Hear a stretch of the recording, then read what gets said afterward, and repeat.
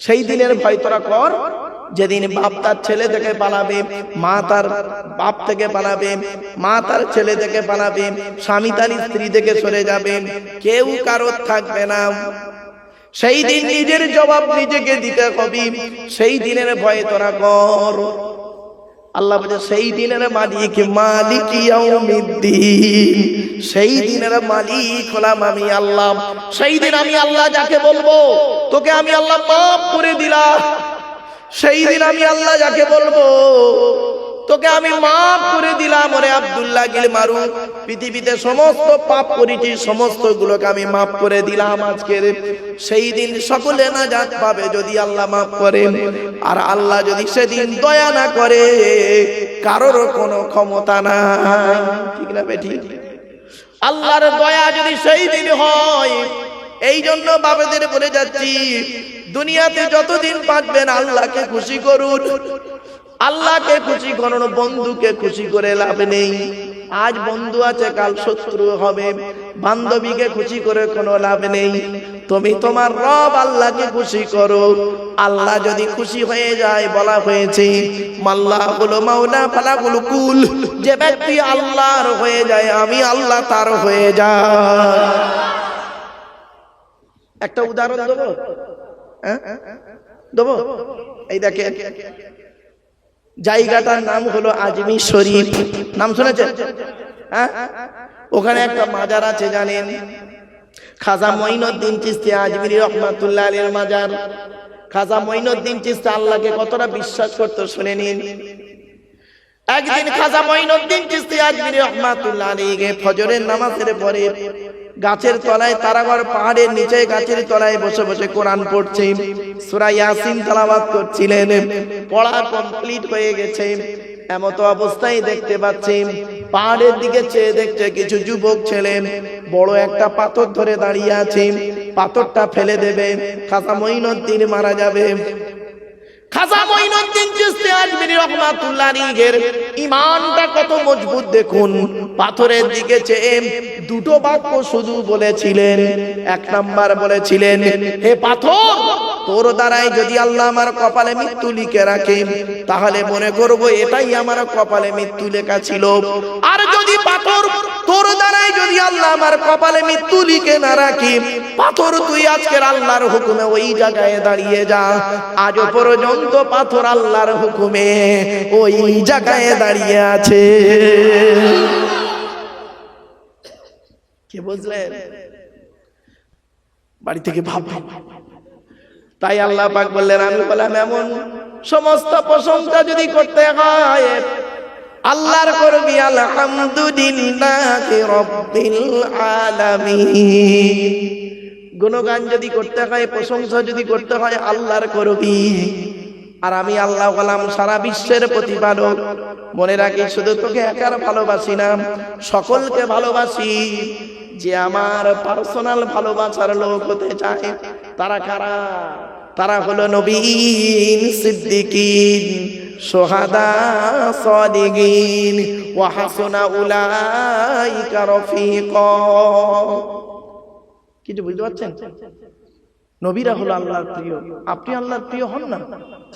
সিদ্দিকিন মানে সত্য। সিদ্দিক মানে টাইটেল সিদ্দিকি নয়, টাইটেল সিদ্দিকি নয়। সিদ্দিকিন মানে সত্যবাদী।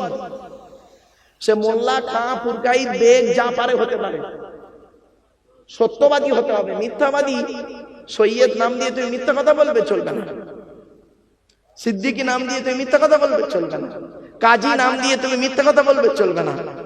ওই সিদ্দিকিন নয়। সিদ্দিকিন শব্দের অর্থ হলো সত্যবাদী। কি বললাম বাবা?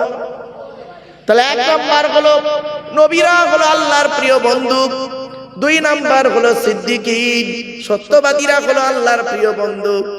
তাই আল্লাহ পাক কোরআনে বলেছেন, ইয়া আইয়ুহাল্লাযীনা আমানু তাকুল্লাহা ওয়া কুলু কাওলান সাদীদা।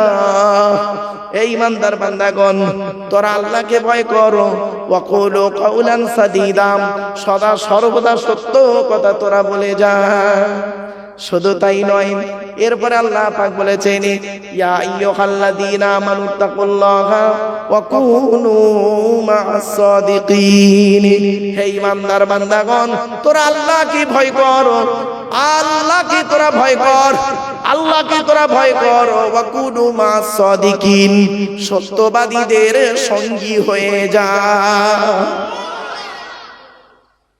3 নাম্বার হলো শুহাদা, শহীদদের সঙ্গী হয়ে যা। আল্লাহ রাস্তায় নিজের জীবনটাকে বিলিয়ে দে, তাহলে শহীদের মরণ হয়ে গেলে ওই দেহ মাটি খেতে পারে না, কয়েক কটা দেহ মাটি খেতে পারে না। 1 নাম্বার হলো নবীদের দেহ মোবারক মাটি খেতে পারে না। 2 নাম্বার শহীদদের দেহ মোবারক মাটি খেতে পারে না। 3 নাম্বার মুকাম্মাল কোরআনে হাফেজের দেহ মাটি খেতে পারে না। 4 নাম্বার হাক্কানি আলেমের দেহ মাটি খেতে পারে না। 5 নাম্বার হলো কি জানেন? মুয়াজ্জিনের দেহ মাটি খেতে পারে না। 12 বছর যদি কেউ নিঃস্বার্থভাবে আযান দেয়, ওই দেহ মাটি খেতে পারে না। 6 নাম্বার হলো হালাল খানেওয়ালা মানুষের দেহ মাটি খেতে পারে না। তাই আপনাদের বলে যাচ্ছি বাবা, প্রশংসা যদি করতে হয় করবেন কার? আলহামদুলিল্লাহি রাব্বিল আলামিন। সমস্ত প্রশংসা সেই আল্লাহর, যিনি হলেন সারা বিশ্বের প্রতিপালক। কেমন ভাবে লালন পালন করে জানেন? ভাবতে পারবেন না। রব্বুন শব্দের অর্থ হলো প্রতিপালন করা, লালন পালন করা। মা যেমন তার ছেলে মেয়েকে লালিত পালিত করে, আল্লাহ ওই রকম তার বান্দা মখলুকাতের লালন পালন করে। ঠিক না বেটি? আরে ধরুন এমনও হয়েছে মায়ের পেটে বাচ্চা এসে গেছে, বাপ মরে গেছে, আবার বাচ্চা হয়েছে মাটাও মরে গেছে, সে বাচ্চা মানুষ হয়নি? হ্যাঁ? আল্লাহ বলে বান্দা তোর চিন্তা নেই, তোর কেউ নেই, মানে আমি আল্লাহ তোর আছি। কিভাবে লালন পালন করব বান্দা তুই বুঝতে পারবি না। একটা গাছকে আল্লাহ পাক কিভাবে লালিত পালিত করে দেখবেন। আপনি তো শুধু দানা ছড়িয়ে চলে আসেন, ধান ছড়িয়ে চলে এলেন, আবার তোলা হলো। কোরআন বলছে ওই তোলাটাকে আমি আল্লাহ করলাম কি, একটা শীষ তৈরি করলাম। একটা শীষ থেকে কতগুলো দানা বের করলাম, আবার কতগুলো দানা থেকে অনেক, সব দানায় ধান থাকে না, অনেকটা আবার চিটে হয়ে যায়। ঠিক না বেটি? আল্লাহ বলছে বান্দা শোন, কোরআনে আছে ফালিয়ানজুরিল ইনসানু ইলা তুআমিহি আন্না সাবাবনাল মা সাব্বা সুম্মা শাকাকনাল আরদা শাক্কা ফাআমবাতনা ফিহা হাব্বা ওয়া ইনাবা ওয়া কদবা ওয়া যাইতুনা ওয়া নাখলা وحدائق غلبا وفاكهة وأبا متاعا لكم ولأنعامكم। আল্লাহ পাক কোরআনে বলেছেন কিভাবে আল্লাহ পাক লালন পালন করে, কিভাবে চাষ তৈরি হয়, কিভাবে গাছ তৈরি হয়, কিভাবে আসমান জমিন চলাফেরা করে, কিভাবে সূর্য চন্দ্র নক্ষত্র চলাফেরা করে, কিভাবে সৌরজগৎটা চলে, গ্যালাক্সি নেহারিকা থেকে শুরু করে সবকিছু কিভাবে চালনা করেন একজনই চালনা করছেন। শুনে রেখে দিন, পৃথিবীর বৈজ্ঞানিকরা গবেষণা করে বলবো মাটির নিচে কতটা যাওয়া যায় দেখি। তো মাটির নিচে ঘুরতে ঘুরতে ঘুরতে ঘুরতে কত দূর গেল জানেন? মাত্র 12 কিলোমিটার গেল। 12 কিলোমিটার মানে এখান থেকে কত দূর হবে? রানিয়াটি এখান থেকে কাছে হবে, যাই হোক ধরে নেন। 12 কিলোমিটার ঘোরার পরে দেখছে এমন আওয়াজ আসছে, কান্নার আওয়াজ, এমন আগুন ছুটছে, সব চাপা দিয়ে চলে এলো। আল্লাহ বলে বান্দারে কি দেখবি? আকাশের নিচে উপরে যাবি, আকাশের শেষ সীমানা খুঁজে পাবি না, কিন্তু সেই শেষ সীমানা ত্যাগ করে পৃথিবীর একজন মানুষ শুধু আমার সঙ্গে দেখা করে গেছে, আমার সঙ্গে কথা বলে গেছে, তিনি অন্য কেউ নয়, আখেরি জামানার শেষে নবী। সব মেরাজ হলো। তাই আল্লাহ বলে আলহামদুলিল্লাহি রাব্বিল আলামিন, এই সূরা ফাতিহা তাফসীর করতে গেলে কমসে কম 3 ঘন্টা করে যদি আলোচনা করি, কমসে কম খুব কম করে 5 দিন লাগবে। 3 ঘন্টা করে আলোচনা করে সূরা ফাতিহাটা।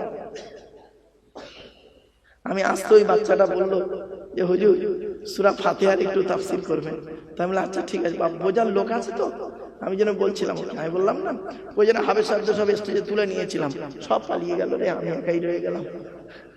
আসলে আমার বন্ধু তো সব, হাফেজ ফারুক একসঙ্গে হাফেজ হয়েছে, আমি হাফেজ ফারুক একসঙ্গে হাফেজ হয়েছি, আমার বন্ধু, আমার বাপেরা। এই জন্য আলেম হাফেজদেরকে সম্মান করবেন, ইজ্জত করবেন। বাপ আল্লাহ নবী বলেছেন কোন আলিমান, হাক্কানি আলেম হও, হাক্কানি আলেম হতে না পারলে আও মুতাআল্লিমান, হাক্কানি আলেমের ছাত্র হও, তাও যদি সুযোগ না পাও, আও মুস্তামিয়ান, হাক্কানি আলেমরা যেটা বলে মনোযোগ সহকারে শ্রবণ করো, তাও যদি সুযোগ না পাও, আও মুহিব্বান, হাক্কানি আলেমদেরকে অন্তর দিয়ে ভালোবাসো, ওয়ালা তাকুন খামিসান ফাতুহলিকু, 5 নাম্বারটা হতে যেও না, তাহলে ক্ষতিগ্রস্ত হয়ে যাবে। বাবা এই জন্য হাক্কানি আলেমদের সঙ্গে ওঠা বসা করবেন। এলাকায় হাফেজ আলেমরা আছে, তাদের কাছে বসে কোরআনটা শিখে নেবেন, কোরআন পড়াটা শিখে নেবেন। অনেকে কোরআন পড়তে পারে না, আমি কোরআন পড়ছি মানে করছি, আপনারা শুনছেন, এটা বেশি আনন্দ? আপনি নিজে কোরআন পড়তে পারলে আনন্দ? বাবা পড়তে পারলে আনন্দ, এগুলো মাথায় রাখবেন। এর জন্য আমার এই আলোচনা শোনার লোকের অভাব। আমি তো এক্ষুনি একটা কেসা কাহিনী ধরতে পারতাম, একটা কেসা কাহিনী ধরলে দেখবেন বিশাল সুবহানাল্লাহ পড়ে যাবে, কিন্তু বাবা আমি একটু আলোচনা করি, অসুস্থ শরীর, তাই অনুরোধ করে বলে যাচ্ছি বাবা আপনারা কোরআন হাদিস ইজমা কিয়াসের আলোচনা শুনুন। চলো না গিয়ে যাচ্ছি। তাই আল্লাহ বলে বান্দা শোন, প্রশংসা কি করবি তোরা? এখন আলহামদু শেষ হয়নি তো রব্বিল আলামিনে যাব কি করে? বুঝতে পারছেন না? আল্লাহ বলে প্রশংসা কি করবি তোরা বল। কোরআনের আয়াতের তাফসীর কোরআন দিয়েছে, দেখুন কি সুন্দর। ওয়ালাউ আন্নামা ফিল আরদি মিন শাজারাতিন আকলামু ওয়াল বাহরু ইয়ামুদ্দুহু মিন বা'দি সাবআতু আবহুরিম মা নাফিদাত কালিমাতুল্লাহ। আল্লাহ বলে প্রশংসা কি করবি রে? সমস্ত পৃথিবীর গাছগুলোকে কলম বানা, পৃথিবীর সমস্ত গাছগুলোকে কলম তৈরি কর, আর সমস্ত 7টা সমুদ্রের পানিকে তোরা কালি তৈরি কর। 7 সমুদ্রের পানি আর পৃথিবীর সমস্ত বৃক্ষগুলোকে নিয়ে কলম নিয়ে আমার গুণগান লিখতে শুরু করলেও তোরা লিখেও শেষ করতে পারবি না। কি লিখবি? তোর দেহের মধ্যে কিরকম দিয়েছি দেখ, শুধু তোর বডিটাকে নিয়ে চিন্তা কর। আল্লাহ বলছেন আলহামদুলিল্লাহি রাব্বিল আলামিন, সমস্ত প্রশংসা আল্লাহর। আমি তোকে সৃষ্টি করি, তোর দেহটাকে নিয়ে চিন্তা কর, তোর দেহটাকে নিয়ে চিন্তা কর। তুই যেদিন মায়ের পেট থেকে এলি সেই দিন তোর কানটা যতটুকু ছিল, আজকে তোর বয়স 25 বছর, তোর কানটা কতটা বেড়েছে? তোর দেহের মতো কি কান বেড়েছে? আচ্ছা বলুন, যেদিন মায়ের পেট থেকে এসেছিলাম আমাদের প্রত্যেকের অঙ্গ প্রত্যঙ্গ যদি এই দেহের মতো বাড়তো, কি কিরম লাগতো বলুন? আল্লাহ বলে শোন, মায়ের পেট থেকে এলি তুই 3.5 থেকে 4 কিলো, 2 থেকে 2 ফুট থেকে 2.5 ফুট, তাই না? মায়ের পেট থেকে এলি মাত্র 2 থেকে 2.5 ফুট বাচ্চা তুই, এখন তুই হয়েছি 8 ফুট। ওই 8 ফুট অবস্থায় যেদিন মায়ের পেট থেকে এলি সেই দিন তো 8 ফুট ছিলিস না। তোর কানটা ছিল এইটুকু, চোখটা ছিল এতটুকু, তাই 22-25 বছরে কি চোখটা এত বড় করে দিয়েছি তা নয়, তোর বডিটা বাড়িয়ে দিয়েছি।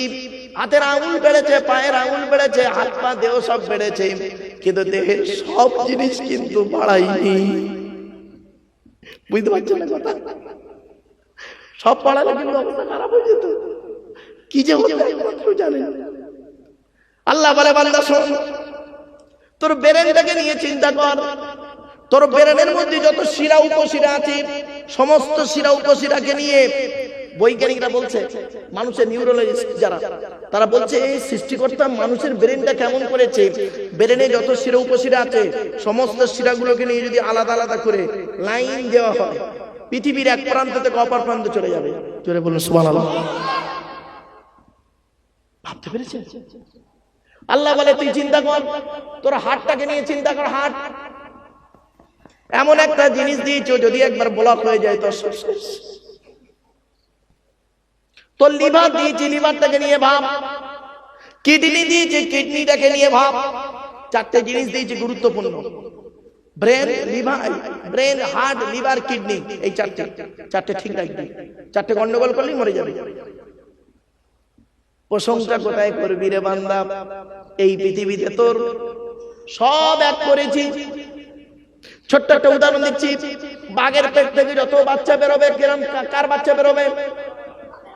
জোরে বলুন। বিড়ালের পেট থেকে যত বাচ্চা বেরোবে, কিরম বাচ্চা বেরোবে? সব একই দেখতে হবে, ঠিক না বেঠিক?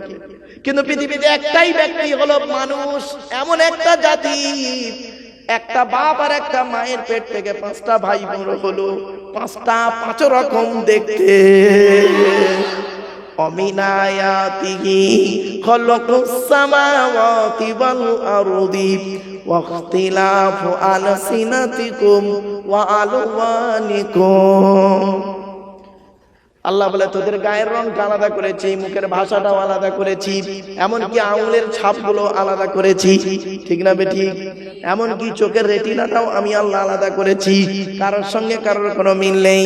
গায়ের ব্লাডটা আছে, রক্ত আছে, রক্তের গ্রুপটাও আলাদা করে পাঠিয়েছি। ভাবতে পেরেছেন? আল্লাহ বলে প্রশংসা আল্লাহ হামদুলিল্লাহ। এই জন্য এই জিনিসগুলো দেখবি।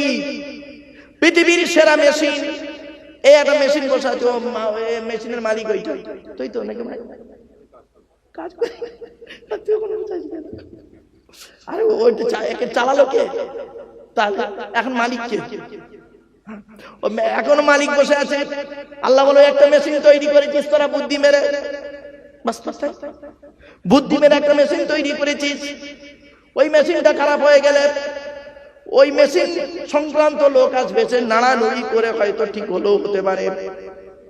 বান্দা একবার চিন্তা করে দেখ, পৃথিবীর জমিনে একটা মেশিন তৈরি করেছি আমি, সে মেশিনটা পৃথিবীর কোন বৈজ্ঞানিক আজ পর্যন্ত খুঁজে বের করতে পারেনি। সেই মেশিনটার নাম হলো তোর পেট। কি বললো? তোর পেট। এমন একটা মেশিন তৈরি করেছি, যা দিবি এখান থেকে, যা দিবি এখান থেকে সব করবে কি, মাল খালি ঢুকিয়ে নেবে। জীবের দায়িত্ব হলে নেড়ে ঢুকিয়ে দেবো, ঠিক না? খালি ঢুকে গেল। এবার 22 ফিট লম্বা নারী। কত ফিট? কত ফিট? এগুলো মনে রাখবেন, এসব ওয়াজ শুনতে গেলে অনেকক্ষণ সময় লাগে, আমার শরীর অসুস্থ রে। 22 ফিট লম্বা নারী, 22 ফিট লম্বা নারীর ভিতর থেকে মাল পচতেছে, পচিয়ে পচিয়ে আবার ভেতরে একটা পিত্তি বলে একটা জিনিস আছে, পিত্ত, ওখান থেকে একটা অ্যাসিড পড়বে, রস। ওই খাবারের রসটা পড়ার সাথে সাথে দেখবেন পুরো মাল পাকিয়ে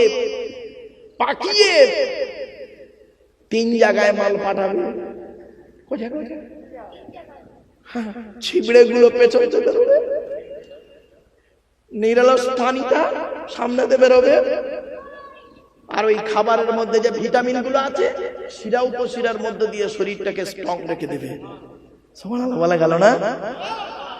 আল্লাহ বলে এইগুলো দেখ, একবার তুই বল সুবহানাল্লাহ,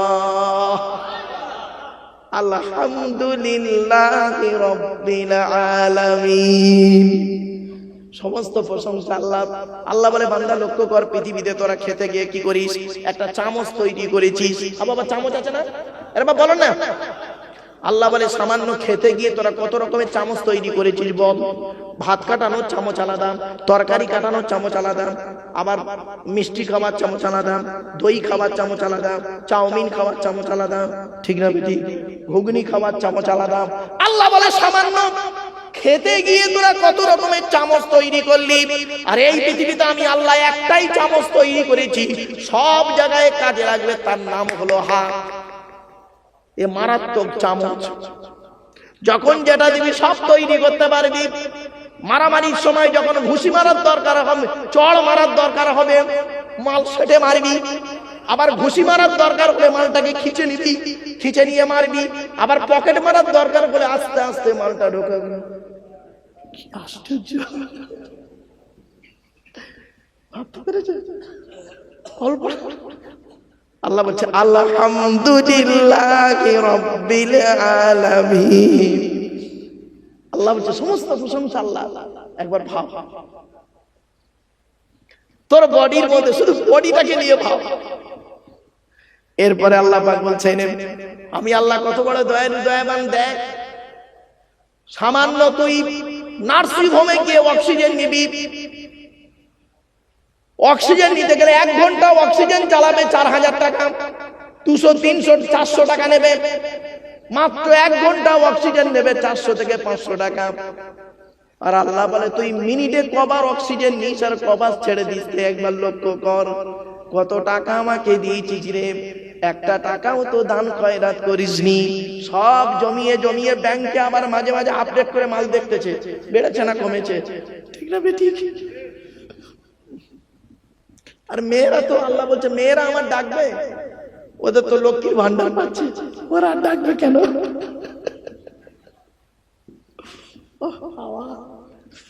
আল্লাহ বলছে আলহামদুলিল্লাহি রাব্বিল আলামিন।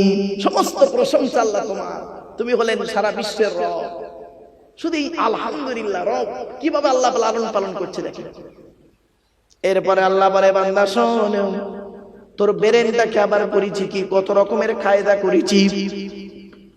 ব্রেনের কখনো মুখস্থ করছিস, কখনো ভুলে যাচ্ছিস। আবার কত জিনিস ব্রেনে ধরে রাখছিস, আবার ব্রেন থেকে বের করে দিচ্ছিস।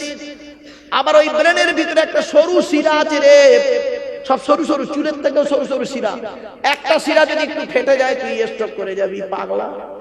ঠিক না বেটি? সব আছে লোকটা, খালি ব্রেনের একটা শিরা গন্ডগোল, পাগলা। আল্লাহ বলে দেখেছি আলহামদুলিল্লাহি রাব্বিল আলামিন। তোকে তো আমি পাগলা করিনি, তো চোখ, কান, নাক, হাত, পা, মুখ, ব্রেন সব ঠিক রেখেছি। ও পাগলা, ওর উপরে ইসলামের হুকুম জারি করব না। কিয়ামতের মাঠে ও বলবে আল্লাহ আমাকে তো পাগল করেছে, আমি চোখে দেখতে পেতাম না, কানে শুনতে পেতাম না, তা কি আপনার ইবাদত করব? ওকে আমি ছেড়ে দেবো, তোকে কিন্তু ছাড়ব না। তোর সব দিয়েছি, তুই তো একবারও বললি না আলহামদুলিল্লাহ। আল্লাহ তোমার সমস্ত প্রশংসা। ও বইয়ের পেটে বাচ্চা, বইয়ের পেটে বাচ্চা, 9 মাসের বাচ্চা হয়ে গেছে, হঠাৎ ছটফট করছে, বউটাকে নিয়ে আমতা নার্সিং হোমে গিয়েছে। ডাক্তারকে বলছে স্যার আপনি বাঁচান, আপনি বাঁচান, আপনার দুটো পায়ে ধরি, টাকা যা লাগে লাগবে দেবো। ডাক্তার করলো কি, যখন সিজারের বাচ্চা নরমালে করিয়ে দিল, করানোর পরেও বেটা কি করেছে জানেন, ছেলে আর বউকে পেয়ে বলছে স্যার আপনি ছিলেন বলে আমার বউ বাচ্চা বেঁচে গেছে, নইলে সব হয়ে যেত। আল্লাহ বলে একবারও বললি না আমি আল্লাহ তোর বউ বাচ্চা বাঁচিয়েছি। বুঝতে পারছেন না কথা? একবারও তুই বললি না যে আল্লাহ তুমি আমার বউ বাচ্চা বাঁচিয়ে দিয়েছো। তুই ডাক্তারের ভালো বলতে লাগলি, দাঁড়া দাঁড়া, পরের বাচ্চা আস, পরের বাচ্চা আসুক, তোর 12টা বাজাবো। আল্লাহ বলে বান্দারে তুই একবার যদি আমাকে আল্লাহ বলে ডাকিস, আমি আল্লাহ তোর ডাকে 10 বার সাড়া দিয়ে থাকি। ওয়াইদা সালাকা ইবাদি আন্নি ফাইন্নি করিব উজিবু দাওয়াতাদ দাঈ ইযা দাআন ফালিয়াস্তাজিবুলি ওয়ালিউমিনু বি লাআল্লাহুম ইয়ারশুদুন। আল্লাহ কোরআন গো ভাব। আল্লাহ বলে বান্দা নবী তোমাকে আমার সঙ্গে প্রশ্ন করবে, তুমি শুধু বলবে আন্নি ফাইন্নি করিব, আমি আল্লাহ ওর খুবই নিকটবর্তী আছি। ও একবার অন্তঃস্থল থেকে আমাকে আল্লাহ বলে ডাক দো, আমি আল্লাহ ওর ডাকে সাড়া দেব। তাই আপনাদের বলে যাচ্ছি বাবা, আল্লাহর প্রশংসা করবেন, গুণগান করবেন। আল্লাহ বলছে বান্দা শোনে, এই পৃথিবীতে আমার নিয়ামত গুলো পেলি, আমার নিয়ামত হলো কি কি, স্বামী স্ত্রী সুখে শান্তিতে থাকছিস, বাপ পেলি, মা পেলি, তোর বাপ এখনো বাঁচিয়ে রেখেছি রে আমার দেয়া নিয়ামত, তোর মাকে বাঁচিয়ে রেখেছি আমার দেয়া নিয়ামত, তোর দাদা দাদি নানা নানি বউ বাচ্চা সব পেয়েছিস, কিন্তু তুই আমায় আল্লাহ আমি আল্লাহ আমাকে ভুলে গেলি। খবরদার আমাকে ভুলিস না, আমাকে অন্তর থেকে একবার বল আলহামদুলিল্লাহি রাব্বিল আলামিন। আমি আল্লাহ কি করব? একটা অক্ষর পড়ার কারণে 10টা নেকি দান করে দেব। আর রহমানির রহিম, আমি আল্লাহ বললাম দয়ালু দয়াবান। আমার দয়া যদি না থাকতো রে, তাহলে তোরা মনে রাখিস পাশাপাশি কেউ বসে থাকতে পারতি কিনা। আমি যদি তোদের মধ্যে তোদের সৃষ্টি করেছি, আমি তোদের মনের মিলটা দিয়েছি আমি, তাই দয়া আছে বলে তোরা দুজনে পাশাপাশি বসে আছিস। দয়া যদি না থাকতো তাহলে এখানে বসতো, ও ওখানে বসতো, ঠিক না? ঠিক। আল্লাহ বলে আর রহমানির রহিম মালিক ইয়াউমিদ্দিন। ওরে দুনিয়ার মালিক হলাম আমি আল্লাহ, কিয়ামতের মালিক আমি আল্লাহ। সুতরাং আমি আল্লাহ, আমার থেকে তোরা কোথায় যাবি? তাই যতদিন বাঁচবি অন্যের ইবাদত করবি না। ইয়্যাকা না'বুদু ওয়া ইয়্যাকা নাস্তাঈন। যতদিন বাঁচবি আমারই ইবাদত করবি, আমারই কাছে সাহায্য চাইবি। পৃথিবীর কোন ব্যক্তি বস্তুর কাছে সাহায্য চাইবি না।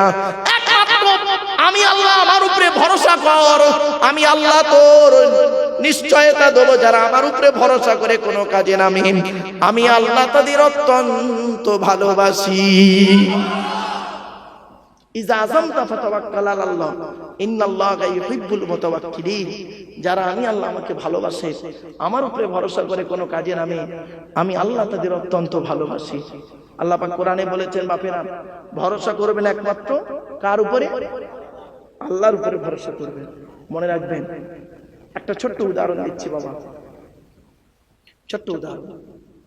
একটাই রাস্তা, দুটো দল গেল। প্রথম দলটা পার হয়ে গেল, দ্বিতীয় দলটা ডুবে মরে গেল। রাস্তাটার নাম নদীর মাঝখান। দল দুটোর নাম মুসা নবীর দল, ফেরাউনের দল। মুসা নবীর দল বল পার হয়ে গেল, ফেরাউনের দল বল ডুবে মরে গেল। পার্থক্য এই জায়গাটা। ভরসাটা রাস্তার উপরে ছিল না, মুসা নবীর ভরসা ছিল আল্লাহর উপরে। আর ফেরাউনের ভরসাটা আল্লাহর উপরে ছিল না, ভরসা ছিল রাস্তার উপরে। বেটা ডুবে মরে গেল। এইটুকুই পার্থক্য। বাড়ি থেকে ভাববে, আমার বাপেরা হুজুরকে এবার নিয়ে আসেন, শরীরটা একটু অসুস্থ লাগছে, 12টা বেজে গেছে, হ্যাঁ হুজুরকে নিয়ে আসেন বাবা দয়া করে। আমি অসুস্থ শরীর নিয়ে এতক্ষণ আপনাদের কাছে আলোচনা করলাম। একবার তাকবীর দান, নারায়ে তাকবীর, নারায়ে তাকবীর। বাপেরা বহু টাকা বহুদিকে চলে গিয়েছে, বাপ চলে গেল, মা চলে গেল, ভাই চলে গেল, বোন চলে গেল, দাদা দাদি নানা নানি চলে গেল। কার জন্য কি করতে পারলেন?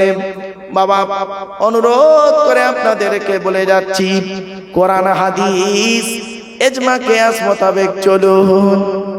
আল্লাহ বললে, বান্দারি এই পৃথিবী ছেড়ে যে তোরা যাবি, আবার তোদেরকে ফিরে আসতে হবে আমার কাছে, আমার কাছে তোদের ফিরে আসতে হবে।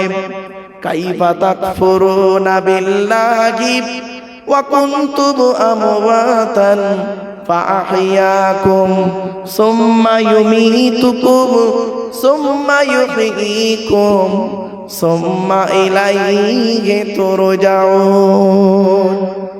আল্লাহ বলে, বান্দারে এই পৃথিবীর জমিনে আল্লাহ আমি তোদেরকে সৃষ্টি করে কেমন করে তোরা আমাকে অস্বীকার করিস। অকুনতুম আমওয়াতান, তোরা ছিলিস নিষ্প্রাণ, তোদের অস্তিত্ব পৃথিবীতে ছিল না।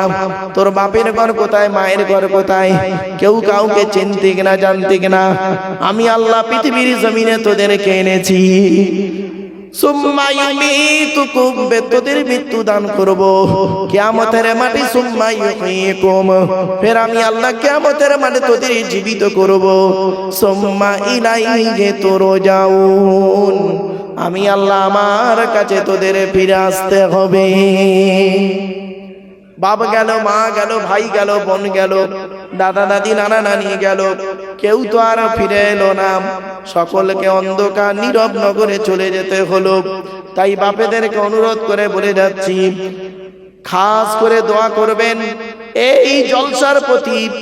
এই জলসায় যারা কমিটিরা জলসা দিয়েছেন, বাবাজি যুবক ভাইয়েরা যারা চাঁদা দিয়েছেন, মায়েরা বোনেরা যারা চাঁদা দিয়েছেন, ও আমার মায়েরা বোনেরা, কোরআন হাদিস ইজমা কিয়াস মোতাবেক চলবেন।